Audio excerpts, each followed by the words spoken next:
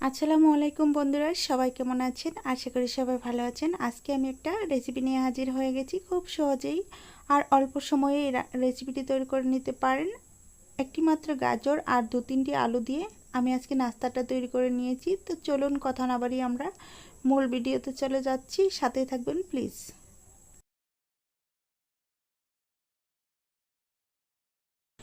নাস্তাটা রেডি করার জন্য একটা বোল নিয়েছি আর নিয়েছি কিছু সিদ্ধ আলু। এখন আমি আলুগুলোকে ভর্তা করে নিব। তার জন্য একটা শাকনা নিয়েছি আর তার উপরে রেখে চামচের সাহায্যে আলুগুলোকে ভর্তা করে নিচ্ছি।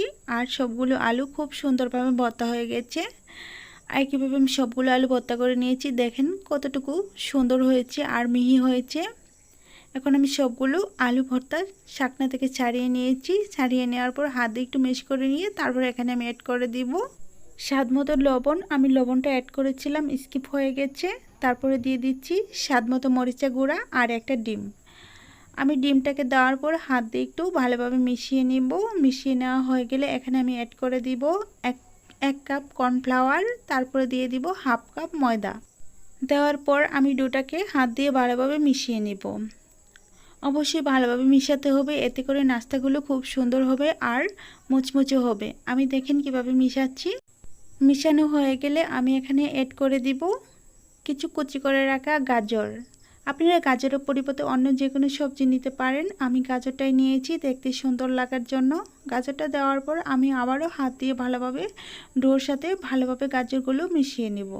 মিশানো হয়ে গেছে। এখন আমি হাতে একটু তেল লাগিয়ে তারপর আমি একটা একটা করে গোল বল আকারে করে তারপর তেলে দিয়ে দিব। আমি আগে থেকে চুলায় তেল রেডি করে রেখেছিলাম, গরম করে নিয়েছি। আমি সেই তেলেই এই নাস্তাটা ছেড়ে দিচ্ছি। আমি একইভাবে সবগুলো নাস্তা ভেজে নিব আর একইভাবে বানিয়ে বানিয়ে তেলের উপর ছেড়ে দিচ্ছি। আমি সবগুলো নাস্তা একইভাবে বানিয়ে তারপর সবগুলো নাস্তাকে সুন্দরভাবে ভেজে নিব। আর তেলটা কিন্তু অতিরিক্ত গরম করা যাবে না, এতে করে আগে একটা কালার চলে আসবে, ভিতরে কুক হবে না। তো আমি অল্প আছে নাস্তাগুলো ভেজে নিব। আমি এখন একটু উল্টে পাল্টিয়ে নিচ্ছি। দেখেন আমি কিভাবে উল্টিয়ে নিচ্ছি। আর কিছুক্ষণ যাওয়ার পর নাস্তাগুলি এমনি এমনি উপরে ফুলে বেশি উঠবে। দেখেন নাস্তাগুলো কিন্তু এখন তেলের উপরে চলে এসেছে। আর নাস্তাগুলো দেখতেও কিন্তু অসম্ভব সুন্দর লাগছে আর খেতে কিন্তু তার চেয়ে দ্বিগুণ মজার। আপনারা চাইলে সকাল অথবা বিকালে বাচ্চাদের অথবা ছোটো বড়ো সকলের জন্য এগুলো নাস্তা বানিয়ে নিতেই পারেন। তো আমার এক বেঞ্চ ভাজা হয়ে গেছে। এখন আমি ঠিক সেইভাবে আমি আরেকটা বেঞ্চ ভেজে নিব। তো নাস্তাগুলো তুলে নিচ্ছি। তারপর আমি আবার গোল গোল করে নাস্তাগুলো দিয়ে দিচ্ছি। দেওয়ার পর সবগুলো নাস্তা আমি একইভাবে আবার ভেজে নেব। তো ভেজে নেওয়া হয়ে গেলে আমি সার্ভ করে দেখাবো। তার আগে আমি ভাই আপুদের কাছে বলছি, যদি আমার রেসিপিটি ভালো লেগে থাকে প্লিজ চ্যানেলটি সাবস্ক্রাইব করে দিবেন আর পাশে থাকা বেল বাটনটি অন করে রাখবেন আমার চ্যানেলে ভিডিও সবার আগে পাওয়ার জন্য। দেখেন আমি খুব সুন্দর করে নাস্তাগুলো ভেজে নিয়েছি। এগুলো কিন্তু একদম ফ্লেভার হবে বিস্কিটের মতো, আর বিস্কিটের মতোই লাগবে খেতে। তো সবগুলো দেওয়ার পর ভাজা হয়ে গেছে। এখন আমি আরেকটু নেড়ে চেড়ে সবগুলো নাস্তা উঠিয়ে নেব। দেখেন নাস্তাগুলো একদম দেখা যায় দেশি গোল আলুর মতো দেখতে, খেতে কিন্তু অসম্ভব মজার।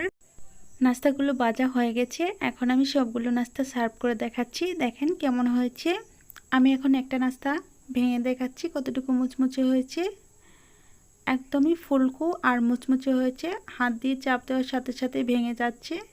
আর এগুলো নাস্তা কিন্তু খেতে অসম্ভব মজার। তো আমার রেসিপিটি কেমন লেগেছিল অবশ্যই কমেন্টস করে জানাবেন। আর রেসিপিটি যদি ভালো লেগে থাকে একটা লাইক দিয়ে চ্যানেলটিকে সাবস্ক্রাইব করে দিবেন আর পাশে থাকা বেল বাটনটি অন করে রাখবেন আমার চ্যানেলে ভিডিও সবার আগে পাওয়ার জন্য। আজ এই পর্যন্তই। ভালো থাকবেন, সুস্থ থাকবেন। আল্লাহর তাআলার কাছে এই কামনা করে বিদায় নিচ্ছি। খোদা হাফেজ।